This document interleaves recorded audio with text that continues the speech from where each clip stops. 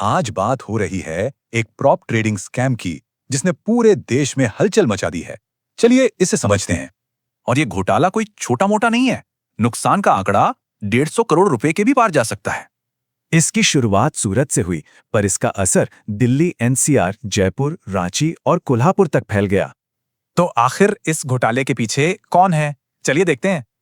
देखिए, इसमें 3 नाम सामने आ रहे हैं: जेनम ब्रोकिंग, ग्रीन वॉल एंटरप्राइजेस और नोएडा की iTrade एसोसिएट्स।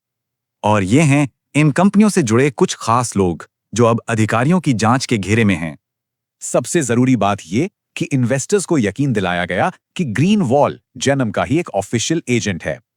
अब देखिए, यहीं पर कहानी में एक बहुत बड़ा ट्विस्ट है। दोनों तरफ की बातें एकदम अलग हैं।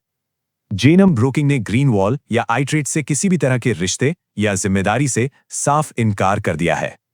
तो सवाल यह है कि आखिर ये पूरी स्कीम काम कैसे करती थी?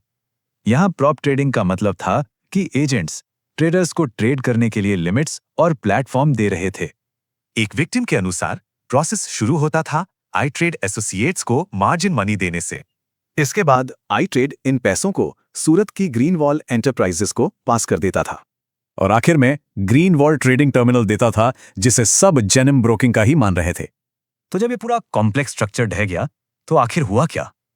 14 अगस्त को सब कुछ ढह गया। टर्मिनल्स अचानक बंद कर दिए गए और ट्रेडर्स अपनी पोजीशन से ब्लॉक हो गए। और इसका असर लोगों पर बहुत गहरा पड़ा। एक पीड़ित ने तो अपनी पूरी जिंदगी की जमा पूंजी ही गंवा दी।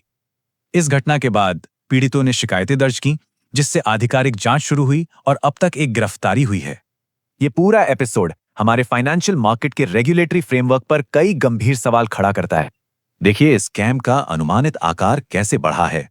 शुरू में 5 करोड़ था, जो अब 150 करोड़ तक पहुंच गया है। अंदर की खबर यह है कि असली आंकड़ा बहुत ज्यादा हो सकता है, क्योंकि कई ट्रांसफर्स कैश में या इनफॉर्मली हुए हैं।